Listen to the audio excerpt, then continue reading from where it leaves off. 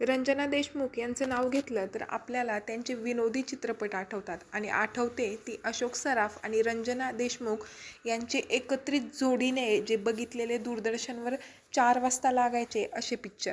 आता रंजना देशमुख आणि अशोक सराफ यांचं म्हणजे नाव घेतलं तरीसुद्धा या दोघांचं प्रेम प्रकरण आणि यांची जोडी ही अतिशय गाजलेली जोडी आपल्याला आठवते. 1980-85च्या काळामध्ये रंजना ही एक अतिशय नावाजलेली आणि सक्सेसच्या शिखरावर असणारी अशी मराठी अभिनेत्री होती. आणि अशोक सराफ हे तर म्हणजे एक नंबरचे मराठी अभिनेते तेव्हा झालेलेच होते. सगळं काही नीट होतं. अशोक सराफांसोबतची लव्ह स्टोरीसुद्धा चांगली होती. त्यांचा संसार थाटायची स्वप्न ती बघत होती. पुढं यशस्वी कालकीर्त दिसत होती. मनासारख्या सगळ्या गोष्टी होत्या, परंतु एक ॲक्सिडेंट आणि सगळं होत्याचं नव्हतं झालं.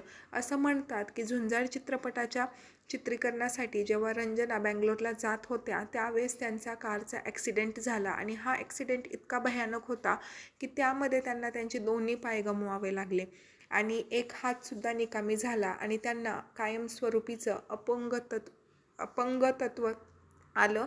त्या म्हणजे एक प्रकारे आदू झाल्या आणि व्हीलचेअरवरच त्यांनी तिथून पुढची 13 वर्ष काढली असं म्हणतात. आणि दुसरी गोष्ट, हा अपघात झाला आणि सगळंच इंडस्ट्रीमधनं सुद्धा आता अपघातच झाल्यामुळं काम मिळणं तर शक्यच नव्हतं. सगळ्यांनीच पाठ फिरवली आणि असं नेहमी म्हटलं जातं की सुखामध्ये सगळे असतात परंतु दुःखामध्ये कोणीच नसतो. तसंच रंजनासोबतसुद्धा झालं की ज्या व्यक्तीकडून रंजनाला अपेक्षा होती, रंजना देशमुख यांना अपेक्षा होती की अशोक सराफ ज्यांच्यावर त्यांनी जीव ओवाळून टाकला होता की ते तरी आपली चौकशी करतील किंवा आपल्याला या कठीण प्रसंगामध्ये धीर देतील, परंतु सराफ यांनी तर डायरेक्ट म्हणजे सगळे नातेसंबंध एकदमच ते अलिप्त झाले. दवाखान्यातसुद्धा ते त्यांना शेवटच्या क्षणांमध्ये किंवा ॲक्सिडेंट झाल्यावर भेटायला गेले नाही आणि यामुळे नेहमीच अशोक सराफ यांच्यावरती हे आरोप होत असतात की शेवटच्या क्षणी त्यांनी रंजनाची एकदमच साथ सोडली, एकदमच ती आपली कोणी नाही अशा पद्धतीनं ते वागले. आणि खरं तर ही खऱ्या गोष्टी आहेत की ज्यावेळेस माणूस एखाद्या परिस्थितीत दुःखी असतो किंवा एखाद्या वाईट प्रसंगामध्ये असतो त्यावेळेस सगळ्यात पहिले आपले ज्यांच्यावर आपण जीव ओवाळून टाकलेला असतो ती व्यक्ती लांब जातात. असो, आता नेमकं खरं कारण काय आहे आता हे त्या दोघांनाच माहीत असेल.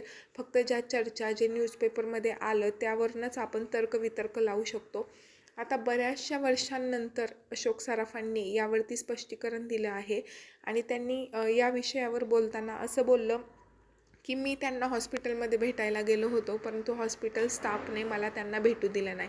आता हे कारण जरी त्यांनी दिलेलं असलं तरी असं कुठलंच हॉस्पिटल नाही की ज्याच्यामध्ये पेशंटला भेटू दिलं जात नाही. त्यामुळे आता अशोक सराफ हे जे बोलले त्यात कितपत सत्यता आहे माहीत नाही. हा त्यांचा वैयक्तिक विषय आहे, परंतु हे जेव्हा अशा गोष्टी घडतात त्यावेळेस खरंच म्हणजे अशा विषयांवर असं वाटतं की आपल्यासोबतच अशा गोष्टी घडतात का, परंतु असं नाही. मोठ्या लोकांपासून छोट्या लोकांपर्यंत नाते हे ठिसूळच आहेत एवढंच यातून दिसतं.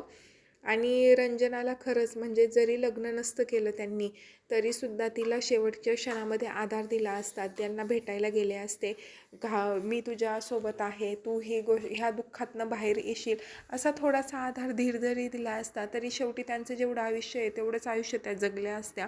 परंतु एक जे त्यांचं म्हणजे काय म्हणतात ना, कुणाच्याही वाट्याला अशा पद्धतीचं 13-14 वर्षांचं जे आधू झाल्या होत्या व्हीलचेअरवर त्यांनी जे 13-14 वर्ष काढले हे खरंच खूप कठीण आहेत आणि कुणाच्या आयुष्यात असे यावे नाहीत.